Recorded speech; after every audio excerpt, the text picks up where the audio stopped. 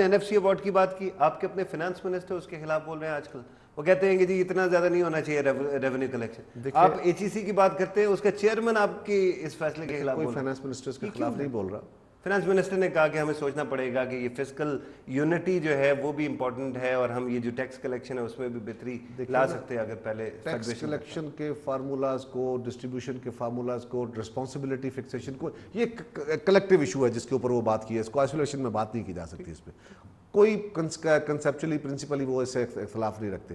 HEC کے issue کے اوپر ہمارا کوئی اختلاف نہیں ہے. سوال یہ ہے کہ جو چیز صوبوں کا حق ہے، اگر یہ کہا جائے کہ صوبوں کے پاس اتنے وسائل نہیں، اتنی ان کا سکل نہیں ہے وہ سنبھال سکے، تو پہلے سکل پیدا کرے. اب مسئلہ یہ ہے کہ 19 ارب ایک اور 13-14 ارب ایک، یہ جو 31-32 ارب روپیہ ہے، یہ 33 ارب روپیہ ہے، یہ کہاں سے آئے گا؟ فیڈرل گورنمنٹ اپنا پیسہ ڈیوالو کر چکی ہے.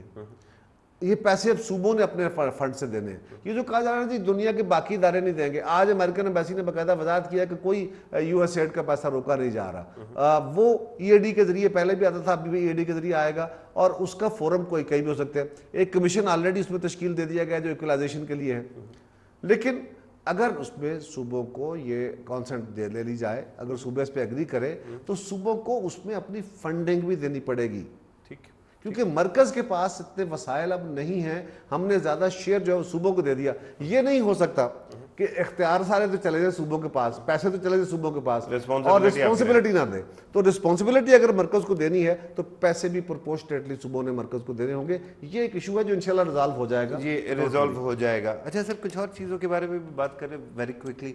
ابھی ہندوستان کا دورہ لگایا وزیر اعظم صاحب نے، موہالی گئے، ورلڈ کپ دیکھا. اس پہ جو باتیں ہو رہی ہیں اس کو چھوڑ دیجیے. یہ جو پیس پروسیس چلتا ہے، یہ بار بار لوگ کہتے ہیں کہ ہندوستان یوں اشارہ کرتا ہے، ہم بھاگتے ہوئے چلے جاتے ہیں، بعد میں ہم بلاتے رہتے ہیں، کوئی آتا نہیں ہے. مثال کے طور پہ منموہن سنگھ صاحب اپنی ڈیٹ ہی نہیں دے رہے.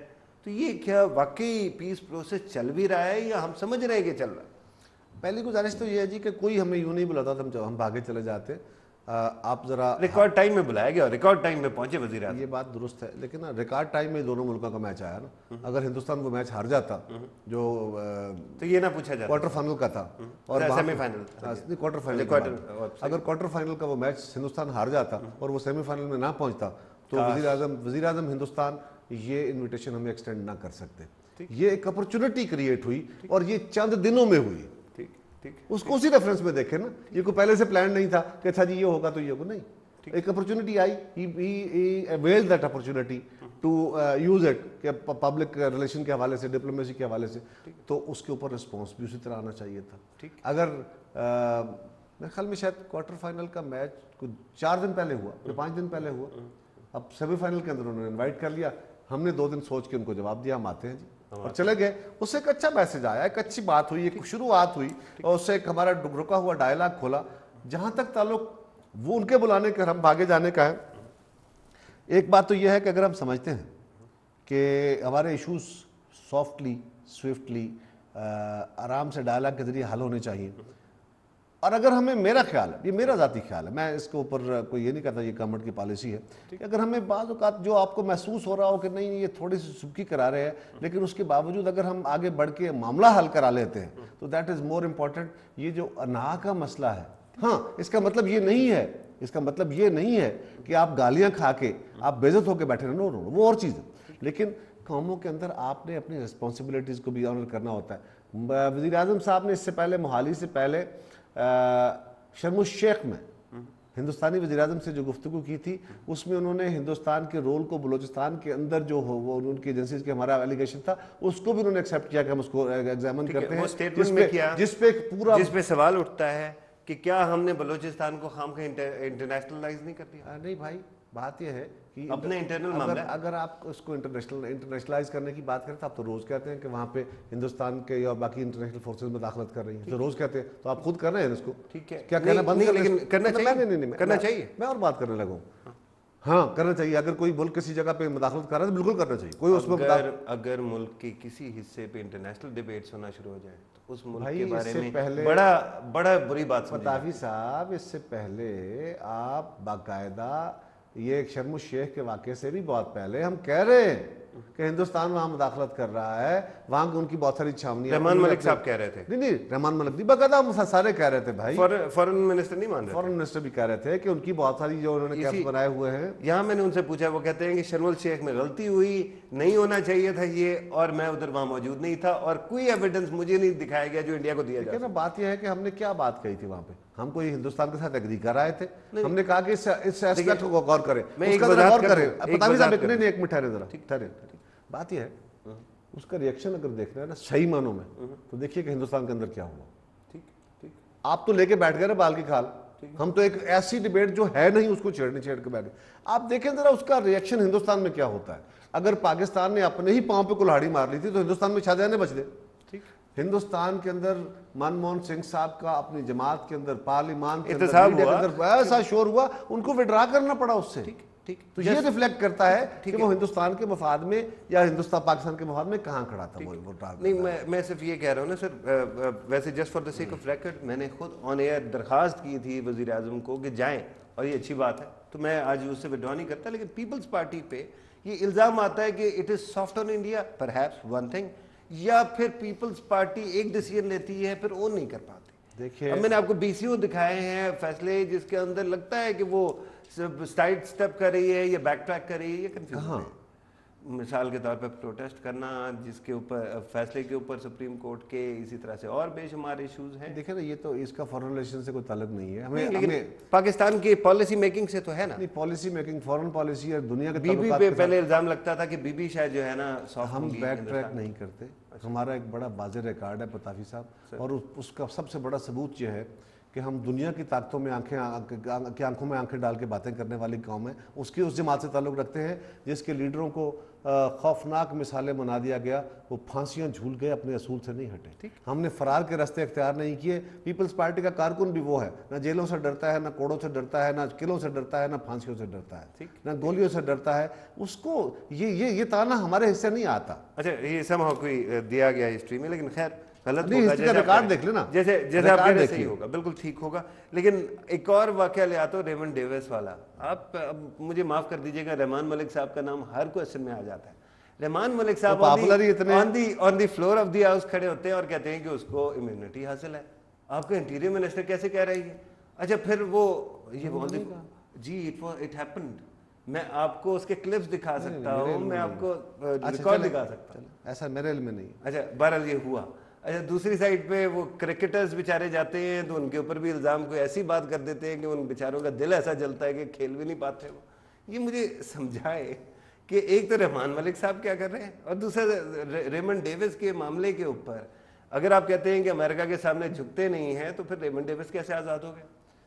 دیکھیے ایک بات فرمائیے, امریکہ کہہ رہا تھا کہ اس کو امیونٹی دے, آپ بھی کہہ رہے تھے, سارا پریس کہہ رہا تھا, ساری دنیا کہہ رہی تھی. حکومت پاکستان کے ٹانگوں میں اتنا سانس نہیں ہے کہ یہ کھڑے ہو سکے امریکہ کے سامنے. یہ تو شام نہیں تو بس 10 بجے تو ختم ہو جائیں گے نا. اچھا رات گزر گئی, صبح 8 بجے, اچھا بھائی 9 نہیں بجیں گے, تو ہم نے ثابت کیا کہ ہم کھڑے ہو سکتے. دیکھیں ہم اپنے پاؤں پہ کھڑے ہوئے اور ہم نے ان کو سمجھایا کہ بھائی اس کا کوئی راستہ نہیں ہے. پاکستانی کورٹس نے معاملہ ان کے پاس ہے, انہوں نے اس کو فیصلہ کرنا ہے. ہم نے اس کی امیونٹی کا معاملہ ریزالو نہیں کیا, بلکہ ہم نے کہا کہ اس کی امیونٹی نہیں بنتی ہے, اور اس کو پاکستان کے قانون کے مطابق دیت دے کے رہا کیا گیا. یہ فرمائیے کہ کیا دیت پاکستانی قانون کا حصہ ہے؟ اگر ہے اور وہ پاکستانی قانون کے مطابق دیت ادا کی گئی ہے اور عدالت کی سیٹسفیکشن کے مطابق پیرنٹس نے وہاں پہ سرٹیفائی کیا ہے, تو کیا یہ پاکستان کے اندر نہیں ہوتا؟ اور اگر یہ رستہ درست ہے, اگر یہ ایکسرسائز درست ہے, اگر یہ ویلڈ لا ہے, تو اس میں غلطی کیا ہے؟ اچھا ویسے ویلڈ لا کی بات نہ کیجیے, میں خامخواہی اس کو بھی کوشچن کر بیٹھوں گا, میرے کو بتانے لگ جائے گا, ٹھیک ہے. لیکن میں صرف یہ درخواست ضرور کروں گا کہ ریمنڈ ڈیوس تو آزاد ہو گیا, ایک قانون کے مطابق ہوا, لیکن اتنا زیادہ اس کو سسپیشیس انوائرمنٹ میں کرنا. دیکھیں اس میں ایک میں بتا صاحب ایک بار اور بات بتا, اس طرح سے پھر بحث جاری. بھائی ایک میرا سوال بڑا سمپل ہے. ہم نے کہا تھا فیڈرل گورنمنٹ کا صدر پاکستان کو تیسرے چوتھے دن ان کے کانگریس مین امریکن آ کے ملے, انہوں نے کہا جی پاکستان کی عدالتیں اور قانون فیصلہ کرے گا. پاکستان کے قانون کے وزیر اعظم صاحب نے کہا, on the floor of the house کا, میڈیا کو کہا, سب جگہوں پہ ہمارا سٹانس بڑا کلیئر تھا. کیا ہوا؟ کیا ہم نے ایسا نہیں کیا کیا پاکستان کے قانون کے مطابق اس کا فیصلہ نہیں ہوا؟ کیا پاکستان کی عدالت کے اندر اس کا فیصلہ نہیں ہوا؟ عدالت نے پاکستان کے ویلڈ لا کے تحت وارثوں سے تصدیق کی کہ آپ نے دیت لے لی ہے اور پھر اس کو رہا کیا. کنٹروورشل لاء کے بارے میں جب پی پی کہتی ہے ویلڈ ہے تو پھر مجھے بڑی تکلیف یہ بات نہیں ہے. یہ دیکھیں نا, آپ کی ذاتی تکلیف اپنی جگہ, انسانی جانوں کی قیمت نہیں ہونی چاہیے. انسانی جانوں کی کوئی یہ بات نہیں ہے. آپ کے ملک میں ایک ویلڈ اسلامک لا ہے جو ملک کے اندر پریویلنٹ ہے, الگ کا بنایا ہوا, شاید اسلام کا نام ڈیرائیوڈ ہے. اوکے یار, اوکے, میں اس پیس میں نہیں جاتا. میں تو یہ کہہ رہا ہوں کہ کیا اس قانون کے تحت صرف ریمنڈ ڈیوس کو سزا معاف ہوئی یا روز یہ ہوتا ہے؟ قتل کے اندر دیت دی جاتی ہے. اتنی تیزی سے تو خیر نہیں ہوتا کہ 2 منٹ میں بندہ اڑ گیا. 2 منٹ میں کوئی نہیں ہوا. آپ کا خیال تھا کہ آپ بھی آگے صبح گیا اور وہ 1.5 مہینہ رہ کے گیا, اس کے بعد اگر ورثاء نے معاف کیا, دیت ادا ہوئی, قانون اپلائی ہوا, پھر اب کیا آپ کا مسئلہ کیا ہے؟ چلے میرا کوئی مسئلہ اور اگر قانون غلط ہے, آپ پھر اوائڈ کر گئے. اگر نہیں پتا صاحب, اگر قانون غلط ہے, ٹھیک, آپ بلیو کرتے ہیں کہ قانون غلط ہے, جو میں نہیں کرتا. میرا یہ ہے کہ قانون غلط ہے, عکاسی غلط ہوئی. نہیں سر, نہیں, قرآن کی اسپرٹ کے مطابق نہیں ہے, ضیاء الحق کی اسپرٹ کے مطابق جو بھی ہے. اگر وہ قانون آپ سمجھ رہے ہیں کہ ریمنڈ ڈیوس کو جس طریقے سے اس کے ورثاء نے معاف کیا ہے وہ غلط ہے, تو بھائی آپ پارلیمنٹ کو کرنے دیں نا فیصلہ. آپ پارلیمنٹ میں کریں, آپ بات کریں, آپ لکھیں, بولیں آپ اس پہ کہ یہ پارلیمنٹ اس قانون سازی کو ٹھیک کرے. رائٹس. قاہرہ صاحب, مجھے بتایا جا رہا ہے کہ پروگرام علماء دین جو ہیں سارے ہمارے, بہت سارے علماء جو کہہ رہے ہیں اس فیصلے کو کرٹیسائز کر رہے ہیں, وہ آئے نا پارلیمنٹ میں آگے بات کریں اور وہ کہیں پارلیمنٹ میں اس کو چینج کریں. وہ بیٹھے ہیں نا جی, ہمارے بہت سارے علماء تو بیٹھے ہوئے. اچھا, بہت سارے علماء بیٹھے ہوئے ہیں. قمر زماں قاہرہ صاحب, بہت بہت شکریہ سر تشریف لانے کا. آئی وش کہ آپ نے رحمان ملک صاحب پہ بھی 2 باتوں کا جواب دے دیا ہوتا, لیکن کسی اور وقت سے. مجھے بتایا جا رہا ہے, مجھے کنکلوڈ کرنا ہے. بہت بہت شکریہ سر. خواتین و حضرات, آپ نے آج کا پروگرام دیکھا. حکومت کی کیا کارکردگی ہے, پیپلز پارٹی کی کیا کارکردگی ہے, وہ تو آپ کے سامنے ہے, آپ کا اپنا فیصلہ ہے. لیکن میں زرداری صاحب اور گیلانی صاحب سے ایک بات پوچھوں گا, اور امید ہے کہ قاہرہ صاحب ناراض نہیں ہوں گے,